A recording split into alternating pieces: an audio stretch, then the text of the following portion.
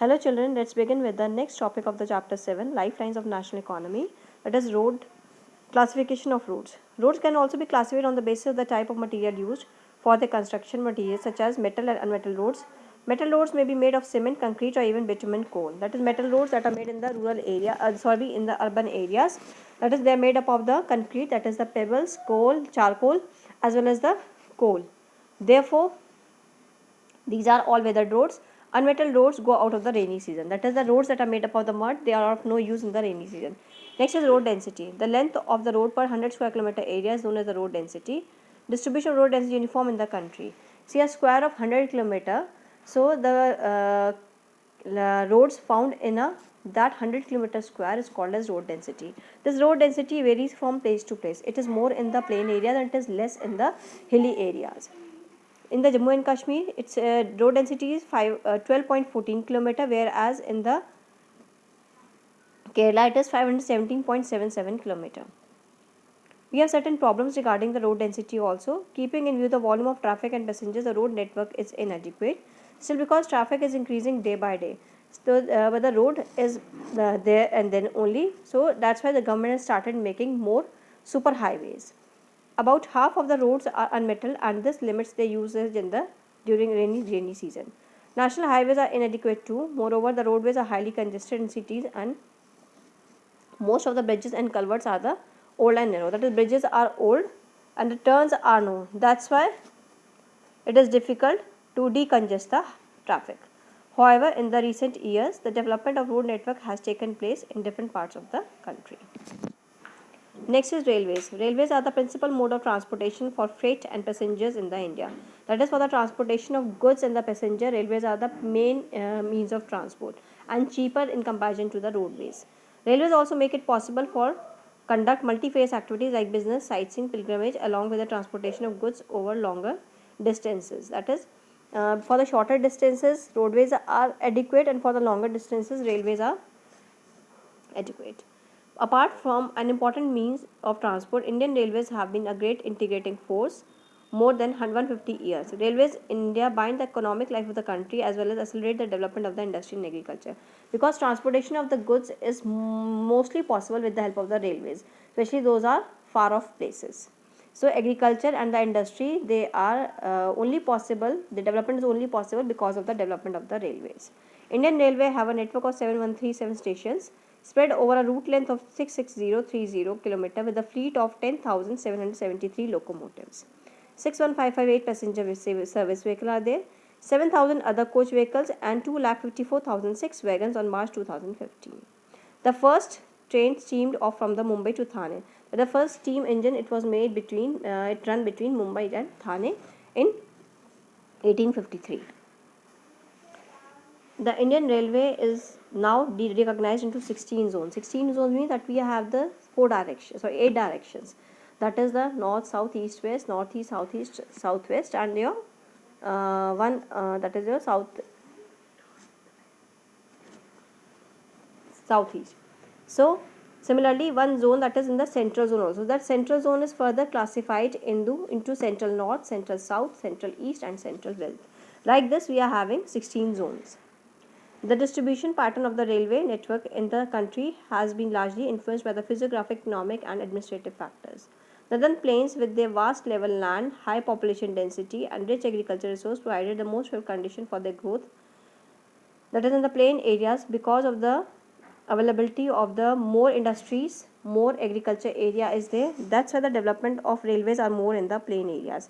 Moreover, population is also more. So wherever the population is more, there the construction of the railways will be high.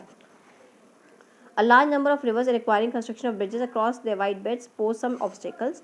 Hilly terrains of the peninsular region, railway tracks are laid through low hills, gaps, or tunnels. In the hilly areas, there the railways are constructed with the help of the gaps in the tunnels. Unfavorable too for the construction of railway, that is Himalayan mountain areas. Hilly areas are unfavorable. Why? Because of high relief, that is the slopes are steep, sparse population, less population, and lack of economic facilities, economic opportunities, because it is difficult to transport the things into the hilly areas. Likewise, it was difficult to lay rail lines on the sandy plains of western Rajasthan, swamps of Gujarat, Forested tracts of Madhya Pradesh, Chhattisgarh, Orissa, Jharkhand, because these areas are the areas where it is difficult to lay down the railway track. The contiguous stretch of Sahdri is the local name of Western Ghats, could be crossed only through gaps and passes. Recent times, the development of the Konkan Railway. Konkan Railway is the railway that is covering the area of the Maharashtra state along the coastal area. Along the west coast to facilitate the movement of passenger goods in the most important economic region of the India. It has also faced a number of problems such as sinking of the track in some stretches and the landslides. That is because landslides occur in the Western Ghat is a hilly area, and there the landslides occurs mostly. So therefore, this railway have a problem because of the sinking of the tracks over there. Today, the railways have become more important in our national economy than the other means of transport to put together. However, rail transport suffers from certain problems as well. Many passengers travel without tickets, thefts and damage the railway property. Because still people have the habit of traveling without the tickets. They damage the railway property also. They stop the train, they pull the chains unnecessarily, and this causes heavy damage to the railway. Because while pulling the chain, what happens? Emergency brakes are used. That leads to the brokerage or the brokerage of the track also, as well as of the as a brake also. So it leads to the damage to the railway property. People stop think over how we can help our railway in running the per schedule time. Next is pipelines. Pipelines transportation network is a new arrival on the transportation map of India. This question generally come in exams in the form of the statement they used to give and tell you that justify the statement or explain the statement. In the past, these are used to transport water to cities and industries. In the past, we used these pipelines only for transportation of the water, but nowadays we are using it for the transportation of the oil also, and even solid also in the form of the slurry. These are used to transporting crude oil, petroleum products and natural gas from oil and natural gas fields to the refineries, fertilizer factories and big thermal power plants.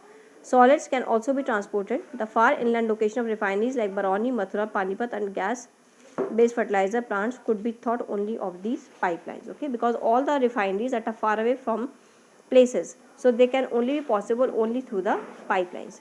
Initial cost of laying pipelines is high, but subsequent running costs are minimal. That is when we lay down the pipelines. Nowadays, pipeline laying is running out in the city also, in our city also. So it's laying down is having a cost. But afterwards, when we start using the pipeline, then it is cheap in comparison, because it reduces the transportation cost. There is no transportation cost when we transport anything with the pipeline. It rules out transshipment losses or delays. That is the loss that is made by the ships and the delays, because ship takes sometimes days, many days also, and many months also for transporting one thing to another. And even the oil that is transported from one place to another, that is also sometimes ship drowned or the oil leaks. That's why it is ruled that is pipeline is ruling over the transportation that is done by the ship. There are three important network of the pipeline transportation in the country. From oil field in Upper Assam to Kanpur, Uttar Pradesh, via Guwahati, Barauni, Allahabad. It has branches from Barauni, Haldia, via Rajband to Maurigram, and Guwahati to Siliguri. That is in the Assam side, from Kanpur to the Assam.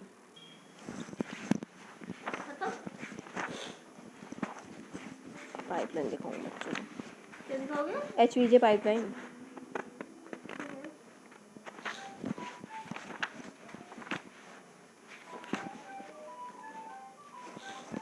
इसे बंद कर दिया शुरू में.